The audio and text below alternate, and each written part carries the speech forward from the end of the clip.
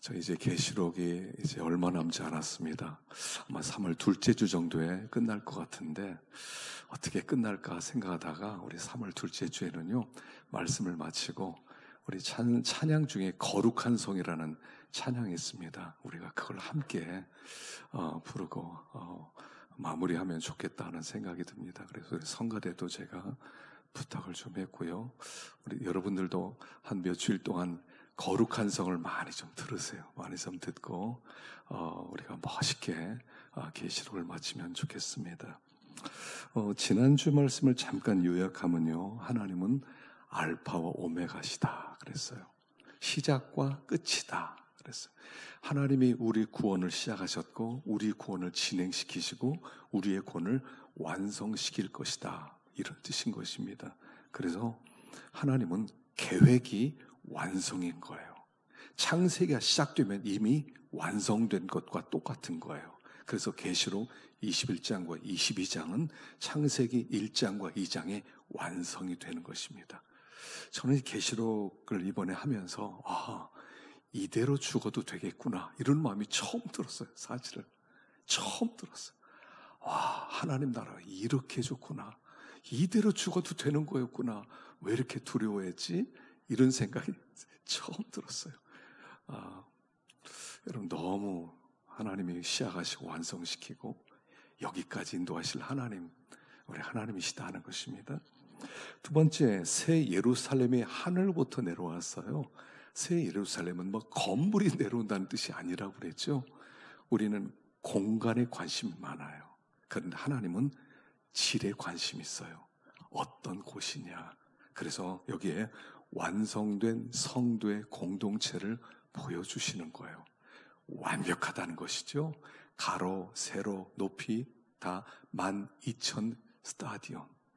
12 곱하기 1000. 그래서 완벽하다는 것입니다. 하나님은 그 완벽한 하나님의 공동체를 세우실 것이다. 우리는 거기에 들어가게 될 것이다. 이것을 말씀하고 있습니다. 그리고 이 성은 보석으로 이루어졌어요. 12가지의 보석들로 세워졌습니다. 그 보석은 우리들이다 그랬죠. 하나님은 원석 같은 우리들을 다듬어서 그리고 우리를 온전하게 만들 것이다. 그래서 우리는 보석들인 것입니다. 그래서 우리는 하나님이 주시는 고난을 통해서 보석처럼 만들어지고 있는 중이다 하는 것이고요. 세 번째는 땅의 왕들이 영광을 가지고 성에 들어올 것이다 그랬어요. 땅의 왕들이. 땅의 왕들이란 누구냐면 우리를 얘기한다고 그랬죠. 하나님이 우리에게 다스림의 권세를 이미 창세기 1장에서 주셨어요. 내가 창조한 모든 것을 다스려라. 우리는 다스림의 권세가 있는 왕들이라는 거예요. 우리는 다 왕들인데 우리가 영광을 가지고 성에 들어가서 하나님께 영광 돌리는데 그 영광이 뭐냐? 그 영광이란 우리 2장에서 나온다고 그랬죠. 2장에서 영광이란 뭐냐면 하나님이 창조한 목적이 뭐냐는 거예요. 너희 마음 눈을 밝혀서 부르심의 소망이 무엇이며, 하나님이 우리를 부르신 소망이 뭘까요? 그거는 우리가 충만해지는 거예요. 에덴 동산에 아담이 혼자 살 때는요 외로웠어요. 혼자서 외로워서 쩔쩔맸어요. 나는 왜 이렇게 외롭지? 사람은요 아무리 좋은 것을 가지고 있더라도 거기에 사랑하는 사람이 함께 없으면 외로운 거예요. 세계 가장 아름다운 비경, 백선, 그래서 여기는 죽기 전에 꼭 가봐야 된다, 여기도 가봐야 된다 그래요. 근데 혼자 가보세요. 안 가만 못하는 거예요. 그래서 잠언서에 이런 말씀이 있죠. 마른 떡 한 조각만 있고도 화목한 것이 고기 가득한 집에서 싸우는 것보다 나으니라. 고래등 같은 집에서 너 모든 걸 다 가지고 서로 싸워보십시오. 사람은요 미워하는 사람 한 명만 있어도 그 아름다움이 눈에 안 들어와요. 생각해 보세요. 하와이 갔다고 칩시다. 너무 좋은 데 갔어요. 근데 너무 해변도 아름답고 날씨도 너무 좋고 요트도 있고, 근데 미워하는 사람이 하나 같이 있어요. 그러면요 지옥입니다. 사람은요, 공간으로 만족 못해요. 하나님 나라는, 우리 자꾸 생각하면 하나님 나라는 너무 좋을 거다. 하나님 나라는 과실나무도 많다. 하나님 나라는 이렇다 저렇다. 어둠도 없다. 거기에는 바다도 없다. 슬픔도 없다. 아픔도 없다. 그것만 바라보죠. 미운 사람 하나만 있어 보세요. 천국 아니에요. 우리는 공간에 관심이 있지만 하나님은 우리의 삶의 질에 관심이 있어요. 그래서 우리가 하나님께 드릴 건 뭐냐면 충만함이에요. 아담에게 하와를 만들었을 때 비로소 에덴이 완성되는 거예요. 이게 하나님의 계획이에요. 이게 부르심의 소망이에요. 나는 너희들이 충만해지길 원해서 불렀다는 거예요. 예수를 믿으면서 주님을 만나면 충만해지기 시작해요. 왜냐하면 예수님이 우리의 신랑이니까. 신부는요, 신랑이 없으면 외로워요. 그러나 신랑을 만나는 순간 충만해져요. 그래서 이 계시록의 21장과 22장에 땅의 왕들이 영광을 가지고 간다 그랬을 때는 하나님 충만합니다. 하나님 감사합니다. 이제는 충만합니다. 이게 하나님께 드릴 영광이에요. 뭐 하나님 내가 이거 했습니다. 하나님 저거 했습니다. 하나님 나 잘했죠. 그거 가지고 가는 게 아니에요. 주님 만나니 나 충만합니다. 그걸 거룩 이렇게 부르는 거예요. 거룩은요, 뭐 죄 안 짓고 뭐 조용하고 뭐 나 조심하고 어디 안 가고 이런 거 아니에요. 하나님, 주님 때문에 충만합니다. 이걸 거룩이라고 부르는 거예요. 그게 우리가 하나님께 드릴 영광이에요. 우리가 주님 때문에 충만합니다. 주님 더 이상 바랄 것 없습니다. 그럴 때 하나님이 영광을 받으시는 거예요. 우리가 기뻐할 때 하나님이 영광을 받으시는 거예요. 이거보다 더 큰 영광이 없어요. 이게 부르심의 소망이다 이렇게 말하는 거예요. 그래서 우리 지난 시간에 이것을 생각해 보았습니다. 오늘 조금 더 한번 생각해 보도록 하십시다. 자, 21절 읽어보겠습니다. 21장 12절 읽어보겠습니다. 시작. 크고 높은 성곽이 있고 12문이 있는데 문에 12천사가 있고 그 문들 위에 이름을 썼으니 이스라엘 자손 12지파의 이름들이라. 동쪽의 세 문, 북쪽의 세 문, 남쪽의 세 문, 서쪽의 세 문이니 그 성의 성곽에는 12기초석이 있고 그 위에는 어린 양의 12사도의 12이름이 있더라. 아멘. 자, 하늘에서 예루살렘 성이 내려오고요, 성곽이 있답니다. 이 성곽이 한 70m 되는 어마어마한 성곽이에요. 근데 거기에 기초가 보니까 12지파 이름이 기록되어 있고 그 위에 12사도의 이름이 있대요. 그러니까 이 성은 기초가 12지파와 12사도더라는 거예요. 굉장히 훌륭한 사람들이겠죠. 성의 기초니까 얼마나 훌륭한 사람들이 기초가 되겠습니까? 근데 생각해 보세요. 12지파, 루벤부터 시작해서 베냐민까지 그렇게 훌륭한 사람들이었어요. 루벤은요, 자기 아버지의 첩하고 통과를 했어요. 나중에 아버지가 너무 가슴이 아프고 막 화를 냈어요. 너는 앞으로 잘 되지 못할 것이다. 아직 그렇게까지 얘기를 했어요.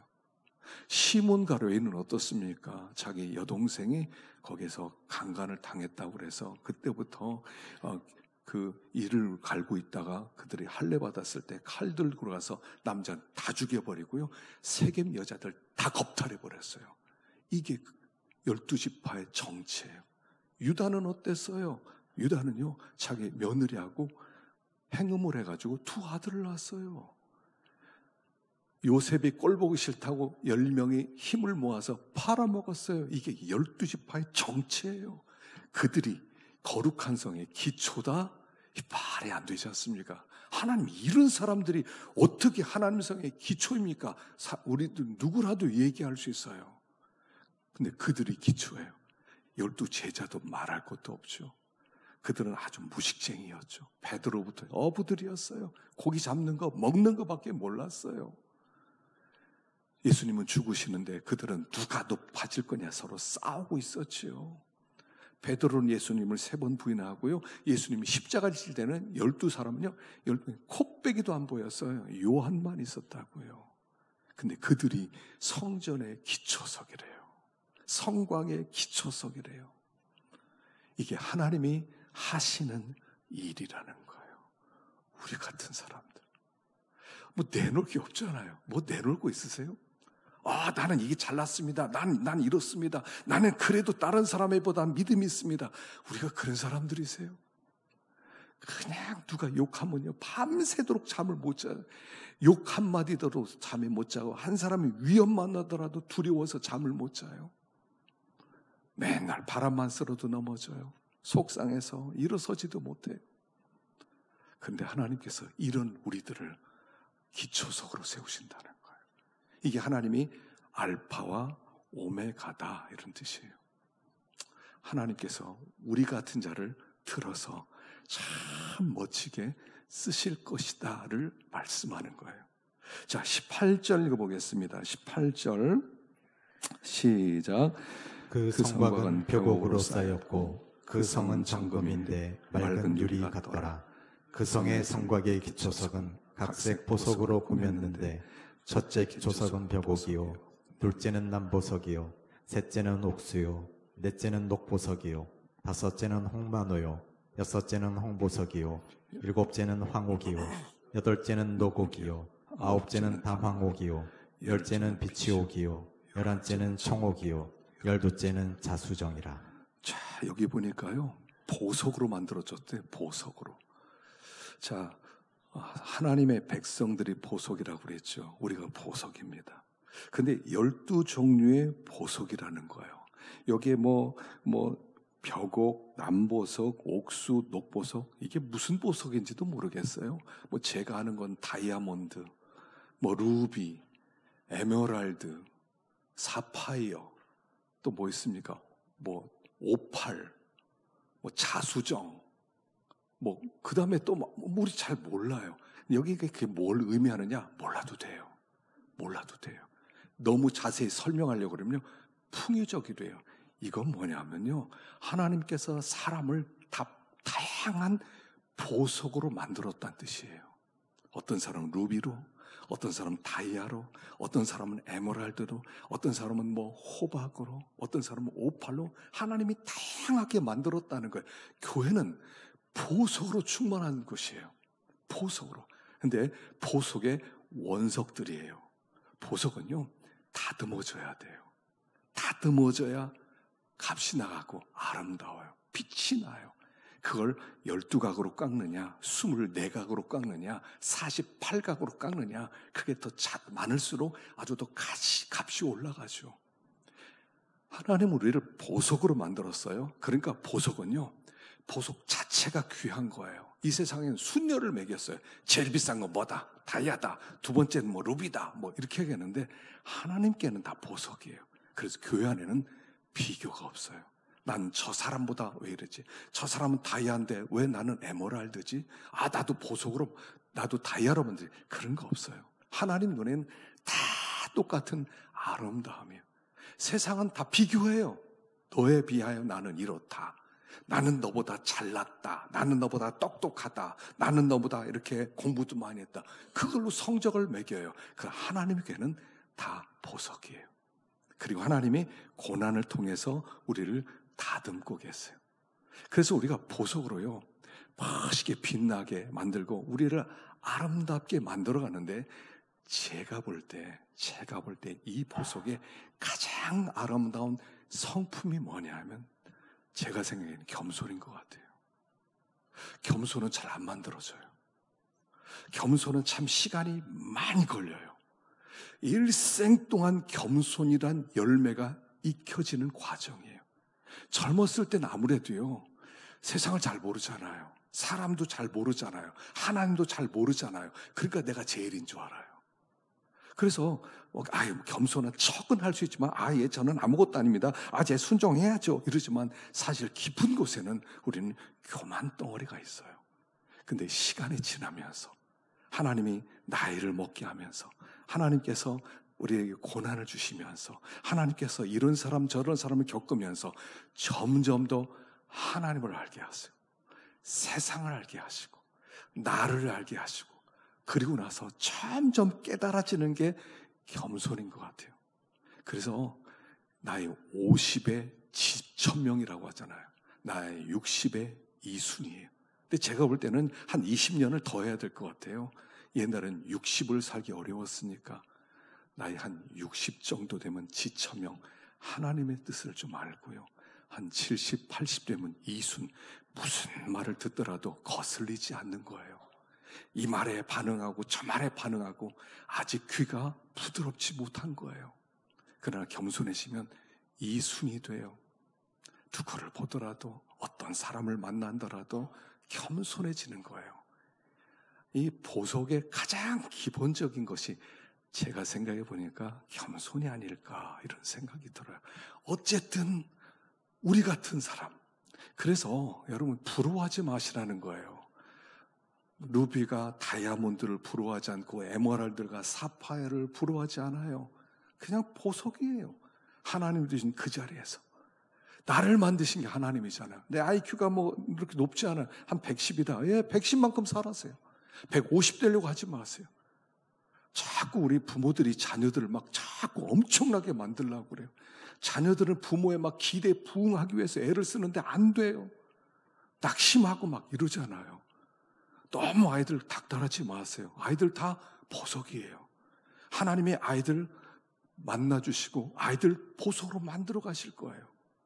저는 요새 그 손흥민 아버지 손정욱 씨가 참 훌륭하게 보여요.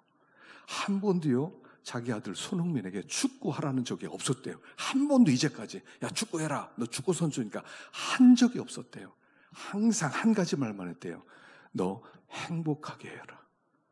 뭐 이렇게 지난번에 처음에 왔을 때 7경기인가 8경기 동안 골을 한 골도 못 넣었어요. 그러니까 막 사람들이 걱정하고 야 저기 영국 리그에 가가지고 저들 적응 못하는 거 아니냐. 그리고 9번째 경기에서 골을 넣었잖아요. 아버지한테 물어봤어요. 그때 마음이 어땠냐. 그 아버지가 이래요. 난 아무렇지도 않았다. 우리 아이가 행복하게 뛰는 것을 보는 게 난 너무 좋았다고. 언제 축구 그만두냐. 네가 행복하지 않으면 그만두라고. 이게 하나님 소리 아니에요? 이게 하나님 소리라고요. 우리 자녀들에게 뭐 많이 기대하지 마세요. 행복해라. 행복해라면 아이들이요 스스로 길 찾아가요. 너 이거 돼야 돼, 너 저거 돼야 돼, 공부 안 하고 뭐해, 너 때문에 밤에 잠도 못. 이러지 마세요. 아이들 뭐 놀면 그냥 자세요. 너 행복하냐? 됐다. 난 네가 행복하기 바란다. 애들이요 고민 더 많이 해요. 하나님은 우리를 보석으로 만들었거든요. 루비, 사파이어, 에메랄드, 호박. 호박은 좀 값이 싸다고 그러죠. 괜찮아요. 하나님 나를 호박으로 만들었어요. 흔해요. 상관없어요. 하나님 나를 그렇게 만들었으니까 나만큼만 되면 돼요. 하나님 호박으로 만든 이유가 있을 것입니다. 그리고 그렇게 살아가요. 이게 하나님 우리에게 원하는 거라고요. 보석이라는 거예요. 하나님 우리를 다듬고 계시다는 거예요. 하나님 우리를 그렇게 만들어 가실 거라는 사실이에요. 자, 그런데 보석은요, 또 중요한 게 하나 있어요. 뭐냐면 보석은 빛이 비춰야 보석이에요. 어둠 속에서요, 보석을 잔뜩 갖다 놨어요. 잔뜩 갖다 놨어요. 빛이 없어요. 만져보니까 뭡니까? 돌이에요. 예전에 그런 이야기 있지 않아요? 어떤 사람이 호숫가에 앉아 있습니다. 그리고 앉아가지고 심심해서 돌을 하나씩 던집니다. 하늘의 별을 보면서 돌을 하나씩 던져요. 계속 밤새도록 퐁당퐁당하면서 잠이 오지 않아서 새벽에 뉘엿뉘엿 해가 뜹니다. 돌 던지려고 딱 보는 순간 황금이 들어가는 거예요. 보석은 빛이 비춰진까지 보석인 줄 몰라요. 빛이 비춰지면 그때부터 보석의 가치를 알아요. 그래서 이 성전에는 햇빛이 없는 거예요. 하나님의 영광의 빛이 비치는 거예요. 하나님의 영광의 빛이 비쳤더니 그때부터 보석화되는 거예요. 보석이었구나. 우리들이 하나님을 만나기 전까지 내가 보석인지를 몰라요. 내가 얼마나 아름답고 가치 있고 하나님이 나를 귀하게 여기는지를 몰라요. 내가 이 땅에 왜 태어났는가? 나는 빨리 죽어야지. 내가 살아서 뭐 하나? 맨날 이러고 살아요. 보석이 보석인지를 모르니까. 그러나 빛이 비춰지는 순간 그때부터 보석이었네. 영광의 빛이 비춰지는 순간 보석이었네 내가. 그리고 내가 보석인 줄 깨달은 사람은 다른 사람도 보석으로 보기 시작하는 거예요. 저 사람도 보석이었네. 이 사람도 보석이었네. 그때부터 관계가 달라지기 시작하는 거예요. 빛이 비춰줘야 돼요. 자, 빛이 무엇입니까? 자, 여기 보십시다. 요한복음 8장 12절. 요한복음 8장 12절 시작. 예수께서 또 말씀하여 이르시되 나는 세상의 빛이니 나를 따르는 자는 어둠에 다니지 않고 생명의 빛을 얻으리라. 나는 세상의 빛이니, 예수님이 빛으로 오신 거예요. 참빛. 이 세상에 비치는 빛이 있었으니 예수님이 빛으로 오셨어요. 그래서 우리가 예수를 믿으면 빛을 받는 거예요. 그래서 너희가 세상의 빛이다 그러는 거예요. 빛의 반사체다 이러는 거죠. 예수님이 우리 가운데 비춰지면 우리가 빛이 되는 거예요. 말씀이 빛이라고 그랬죠. 시편 119편 105절 시작.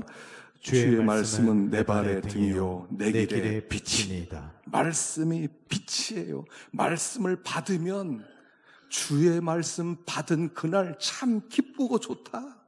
말씀을 받은 그 순간, 말씀이 들어온 순간 내가 그렇게 아름다워지는 거예요. 말씀을 받으면 이거는요 사상도 아니고 철학도 아니고 이건 사실이에요. 이건 실제예요. 예수님을 만나고 예수님을 영접하는 순간 내 가치를 발견하게 된다는 거예요.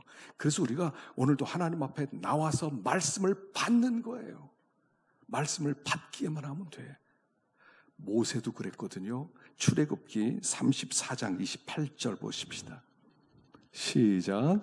모세가 여호와와 함께 40일 40야를 거기 있으면서 떡도 먹지 아니하였고 물도 마시지 아니하였으며 여호와께서는 언약의 말씀 곧 십계명을 그 판들에 기록하셨더라. 모세가 그 증거의 두 판을 모세의 손에 들고 시내 산에서 내려오니 그 산에서 내려올 때에 모세는 자기가 여호와와 말하였으므로 말미암아 얼굴 피부에 광채가 나나 깨닫지 못하더라. 시내 산에 올라갔어요. 40일 동안 말씀을 들었어요. 하나님을 만났어요. 음성을 들었어요. 십계명 두 돌판을 가지고 내려와요. 얼굴에 광채가 나는 거예요. 말씀을 받으면요 광채가 나는 거예요. 성도들이 영적으로 사람은 안 보여요. 그러나 영적인 존재들은 알아요. 귀신도 보면 알아요. 저 사람은 보통 사람이 아니구나. 저 사람은 건드리면 안 되겠구나. 이거 알아요. 예수님께서 오셨을 때 귀신들이 그 앞에 엎드리고 다 알아봤어요. 빛이니까. 하나님의 말씀의 빛을 받아들이면 권세가 생기는 거예요. 빛이 나오는 거예요. 저 사람 보석이구나. 보통 사람이 아니구나. 믿음 있는 사람은요 보석들입니다. 보석들이에요. 그래서 하나님의 말씀을 받아들이면 보석이 돼요. 빛이 비춰지는 거예요. 그래서 보석이 보석화 되는 것이다. 그래서 하나님 나라는요, 여러분 천국 가면 뭐가 좋은 줄 아세요? 다 보석으로 여겨주세요. 아이고 다이아님 오셨습니까? 아이고 루비님 오셨습니까? 아이고 에메랄드님 오셨습니까? 아 이분 잘 대접해야 된다. 다 그런 곳이에요. 그리고 그런 곳이 교회예요. 교회 오면 다 보석으로 볼 수 있어야 돼요. 자, 우리 옆 사람 보고 얘기합시다. 당신은 보석입니다. 시작. 당신은 다이아입니다. 다시 한번 시작. 다이아들이 빛나지 않아요? 여러분 빛나지 않아요? 예전에 제가 말씀 한번 드렸죠. 예배를 드리는데 성도들이 쫙 흰 옷 입을 사람으로 변하는 거예요. 막 빛나는 거예요. 그걸 보는데 막 눈물이 그냥 쏟아지더라고요. 와, 이분들이 보통 분들이 아니구나. 보통 분들이 아니구나. 막 눈물이 막 쏟아졌어요. 예배 드린 끝까지 눈물로 드린 적이 있었어요. 보석이에요. 우리는 하나님의 보석이라는 거예요. 보통 사람들이 아니에요. 존귀한 사람들이에요. 자, 그리고 여기에 또 한 가지가 있습니다. 1절부터 2절까지 1절과 2절 시작. 또 그가 수정같이 맑은 생명수의 강을 내게 보이니 하나님과 및 어린 양의 보좌로부터 나와서 길 가운데로 흐르더라. 강 좌우에 생명나무가 있어 12가지 열매를 맺되 달마다 그 열매를 맺고 그 나무 잎사귀들은 만국을 치료하기 위하여 있더라. 아멘. 자, 수정같이 맑은 생명수 강물이 흐른다는 거예요. 하나님 나라는요, 생명수 강물이 흘러요. 이게 에덴 동산에서 있었던 강이죠. 한번 보겠습니다. 창세기 2장 10절. 창세기 2장 10절 시작.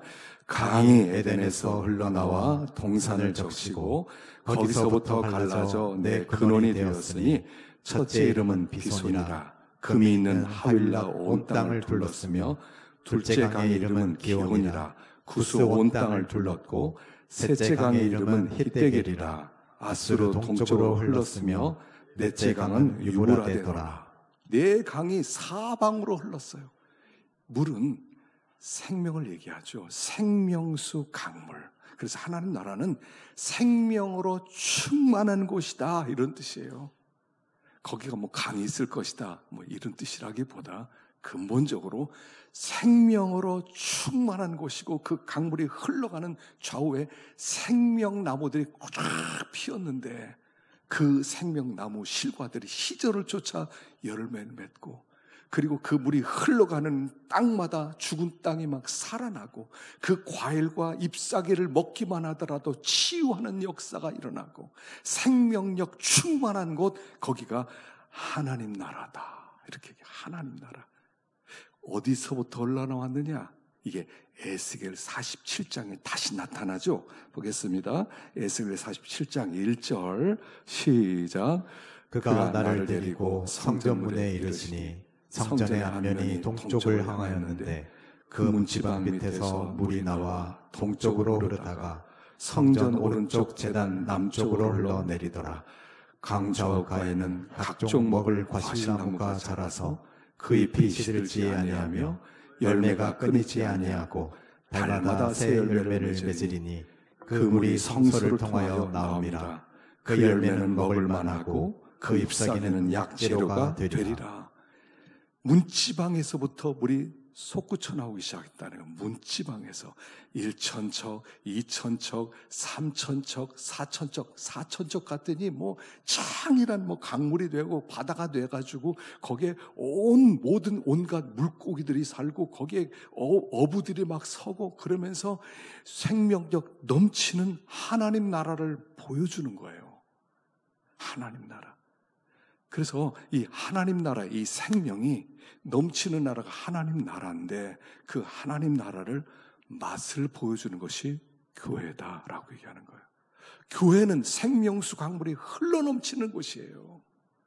그래서 이 생명수를 마신 자마다 힘을 얻고 기쁨이 넘치고 생명이 넘치고 이렇게 된다는 거예요. 그래서 이것을 예수님께서 요한복음에 말씀하세요. 4장 13절 시작. 예수께서 대답하여 이르시되 이 물을 마시는 자마다 다시 목마르니와 내가 주는 물을 마시는 자는 영원히 목마르지 아니하리니 내가 주는 물은 그 속에서 영생하도록 솟아나는 샘물이 되리라. 내가 주는 물은 그 속에서 영생하도록 솟아나는 샘물이 되리라. 예수님이 이 물 주신다는 거예요. 예수님 만나면 이 물을 우리가 받아 마시는 거예요. 근데 이 물이 뭐예요? 요한복음 7장 37절 읽어보겠습니다. 시작. 명절 끝날 곧 큰 날에 예수께서 서서 외쳐 이르시되 누구든지 목마르거든 내게로 와서 마시라. 나를 믿는 자는 성경의 이름과 같이 그 배에서 생수의 강이 흘러나오리라 하시니 이는 그를 믿는 자들이 받을 성령을 가리켜 말씀하신 것이라. 예수님께 오면 예수님께서 우리에게 성령을 기름 붓듯 부어주시는데 그 하나님의 성령이 우리 속에서 생수의 강이 될 것이다 이거예요. 예수를 믿으면 우리 주님이 성령을 주세요. 성령을 주시는데 그 성령의 강물이 우리 속에서 흘러넘치는데 그 생수의 강처럼 이게 넘치는 생명력 넘치는 삶을 살게 될 것을 가르쳐 주는 거예요. 생명이 넘쳐요. 하나님 나라는요, 생명이 나오죠. 예전에 2002년에 이런 맛을 조금 봤죠, 우리나라가. 축구, 월드컵 축구 4강에 올라갔을 때 난리 났잖아요. 그때 그 생명력이 막 넘치는 거예요. 사람들이 막 서로 모르는 사람 끌어안고 막 기뻐하고 막 펄펄 뛰고 차 위에서 올라가서 뛰고, 왜 차에 올라가서 뛰는지 모르겠어요. 뛰고 각 가게마다 오늘은 공짜 막 나눠주고, 치맥이 공짜 막 거기서 마음껏 먹고 밤새도록 놀고 뛰놀고 웃고. 정신병원에 사람이 없댔잖아요. 정신병원 올 일이 없다는 거예요. 이게 하나님 우리에게 잠깐 맛보게 하시는 생명력 넘치는 삶이었던 거예요. 너무 좋아서 기절해요. 그때요, 좋아서 죽은 사람도 있어요. 이렇게 죽으면 좋겠어요. 기뻐하다 죽으면 좋겠어. 와, 너무 좋다 하다 기뻐하다 죽는 거예요. 여러분, 이게 생명수 강물이 흐르는 거예요. 여기가 교회라는 거예요. 이게 교회예요. 이 교회는 너무 좋아요. 여기 강 4개가 있습니다. 강 4개 이름이 뭐냐면요, 비손강이에요. 비손강은 뭐냐면 충만하다 이런 뜻이에요. 충만하다, 끝이 안 보인다, 막 넘친다. 여러분, 교회 오면요, 충만해야 됩니다. 뭐 부족하면 돼요. 반찬이 떨어졌어 이런 말 나오면 안 돼. 밥이 부족해 이런 게 나오면 안 돼. 떡이 부족해서 나눠줄 게 없습니다. 가끔 그러거든요. 그러면 안 돼. 막 넘쳐야 돼. 남았어요. 그럼 막 주변에 있는 사람 나눠주고, 동네 사람 나눠주고, 월평타운의 관리인도 좀 나눠주고, 막 이게 너무 풍성하니까. 우리 주님은요, 한번 만들면 5,000명 먹이고 12광줄이 남을 만큼 막 풍성한 거예요. 풍성한 거죠. 이 비손강은 충만하다, 풍성하다 이런 뜻이에요. 기혼강은요, 간헐청, 솟구쳐 오른다는 거예요. 솟구쳐 오른다. 저 가보지 않았지만 미국에 하면 옐로스톤이라는 국립공원이 있는데, 국립공원에는요 한 번씩 간헐천이 있대요. 밑에 한 3km 밑에 마그마가 있는데, 마그마에 물이 모이면 이게 점점 끌어올라서 시간이 되면 팍 올라가는데요, 100m까지 솟구쳐 올리는데, 100m까지 한번 봤으면 좋겠어요. 막 100m 확 올라간대요. 감차카 반도에 가면 그런 곳이 있대거든요. 그런 간헐천이 20군데가 넘어서 그냥 솟구친대요. 거긴 볼만하다고 하더라고요. 간헐천이요. 여러분, 이 생명력은요, 막 솟구쳐 오르는 거예요. 기쁨이 솟구쳐 오르는 거예요. 막 찬송이 솟구쳐 오르는 거예요. 가만히 있질 못하는 거예요. 막 춤추고 싶은 거예요. 막 이게 생명력 넘치는 거예요. 우리는 기독교를 너무 잘못 배웠어요. 충만한 것이 어떻게 표현되는지를 우리는 못 배웠어요. 가만히 있어라, 입 다물어라, 조용히 해라, 손들어도 안 된다, 뭐 이렇게만 배워왔어요. 그게 경건이 아니다. 아니, 어린아이들에게 야, 입 다물어, 조용해. 애들이 가만히 있어요. 애들 있는 집은요, 소파 다 부서졌어요. 밑에 다 빠졌어. 밑에 있는 사람 맨날 올라와 좀 조용히 좀 시키라고. 이해를 좀 해주셔야 돼요. 애들이 뛰놀지. 애들이 번쩍번쩍 뛰놀지. 지치지도 않나 봐. 나이 들면 어떻게 됩니까? 가만히 앉아요. 아직 앉을 데 없나? 이것만 찾아요. 그러나 생명 넘치는 아이들이 막 뛰어노는 거예요. 춤추고 싶은 거예요. 막 찬송하고 싶은 거예요. 가만히 있지를 못하는 거예요. 이게 생명력이에요. 교회는 그런 것이에요. 그런 것이. 우리 한번 춤추는 날을 만들어 봅시다. 너무 좋았어. 주님 너무 좋습니다. 이거 표현할 길이 없습니다. 하나님 너무 기쁩니다. 막 이게 솟구쳐 오르는 거예요. 찬양도에 막 솟구쳐 오르는 거예요. 막 너무 좋은 거예요. 너무 기쁜 거예요. 막 넘치는 거예요. 세 번째, 힛대결은요, 계곡에서 물이 막 휩쓸려 내려가는 거예요. 우리나라엔 이런 계곡이 별로 없는 것 같아요. 저 설악산에 가면 있는데 좀 물이 흘러내리긴 하지만 그 잘 표현이 안 되는데, 중국 같은 데 가면요, 미국이나 큰 데는요 막 솟구쳐요. 거기에서 이렇게 이제 뗏목 타고 이렇게 하는 거 있잖아요. 그런 것도 하고 막 그냥 꽂는 거예요. 폭포수처럼. 하나님의 은혜 강물이 흘러넘치면 거기를 가로막을 것이 아무것도 없는 거예요. 어떤 원수도 그 앞에 서 있을 수가 없어요. 그냥 다 휩쓸어 가버려요.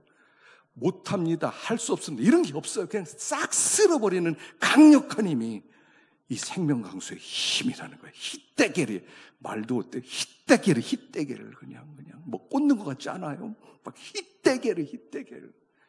어떤 죄도 막 쓸어버리고, 어떤 원수도 다 쓸어버리고, 다 쓸어버려서 하나님의 생명의 능력이 나오는 거죠. 유브라데 달다는 뜻이에요. 말씀은 달아요. 말씀은 달고 오묘해요. 송이꿀보다 더 달아요. 읽으면 읽을수록 더 읽고 싶고. 요즘 성경 읽으세요? 제가 작년에 백독 한번 얘기하고 계속 말씀을 못했어요. 말씀을 계속 읽고 싶은 거예요. 너무 읽기만 해도 좋아요. 너무 은혜가 돼요. 이게 하나님 나라죠. 자, 이게 일어났던 적이 있습니다. 사도행전 2장이에요. 자, 사도행전 2장 44절 읽어보겠습니다. 시작.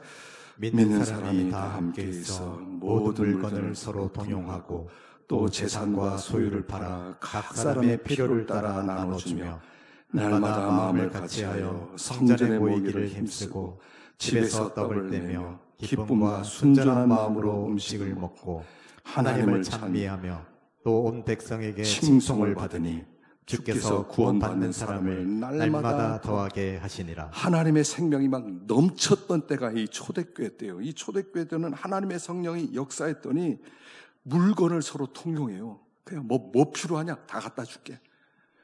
그래서 옷이 없는데 내 옷 입어. 가구가 우리 가져가. 이거 가구 가져가. 전자제품 이것도 가져가. 막 나눠주는 거예요.